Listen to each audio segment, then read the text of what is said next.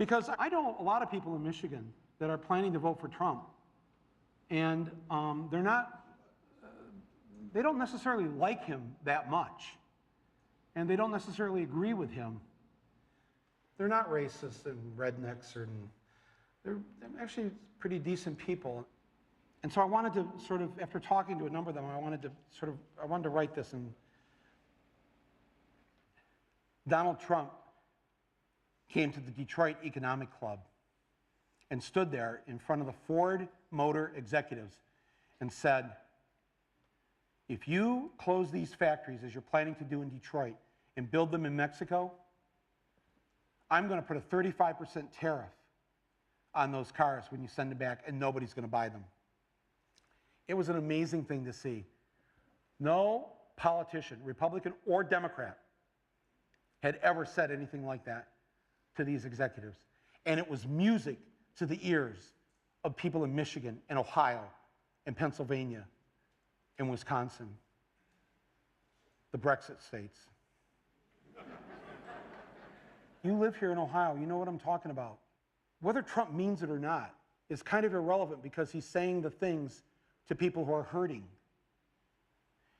And it's why every beaten down, nameless, forgotten working stiff who used to be part of what was called the middle class loves Trump. He is the human Molotov cocktail that they've been waiting for. The human hand grenade that they can legally throw into the system that stole their lives from them. And on November 8th, Election Day, although they lost their jobs, although they've been foreclosed on by the bank, next came the divorce, and now the wife and kids are gone, the car's been repoed, they haven't had a real vacation in years, they're stuck with the shitty Obamacare bronze plan where you can't even get a fucking Percocet. They've essentially lost everything they had, except one thing. The one thing that doesn't cost them a cent and is guaranteed to them by the American Constitution, the right to vote.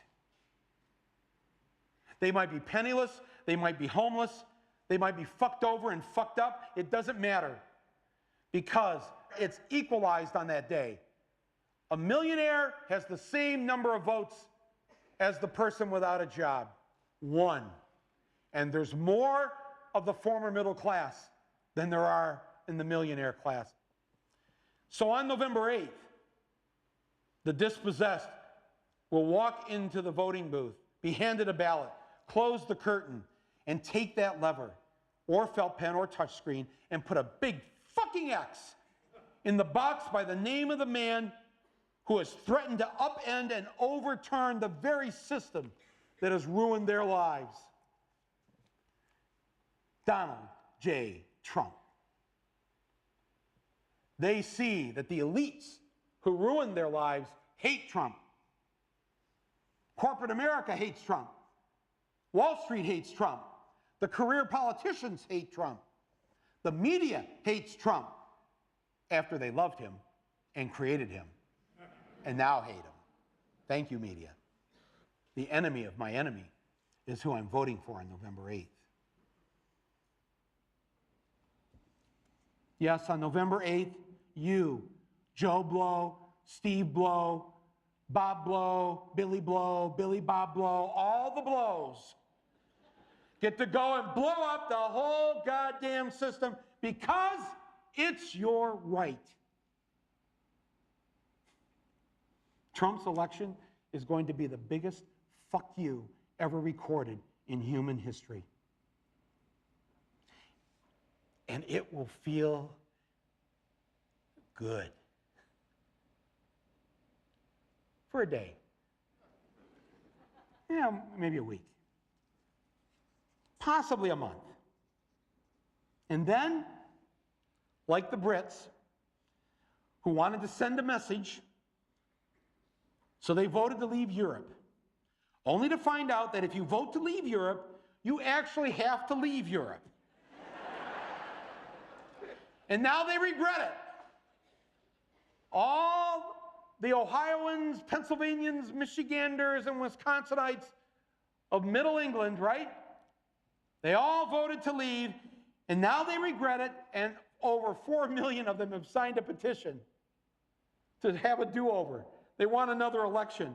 It ain't going to happen because you use the ballot as an anger management tool. And now you're fucked. And the rest of Europe, they're like, bye, Felicia.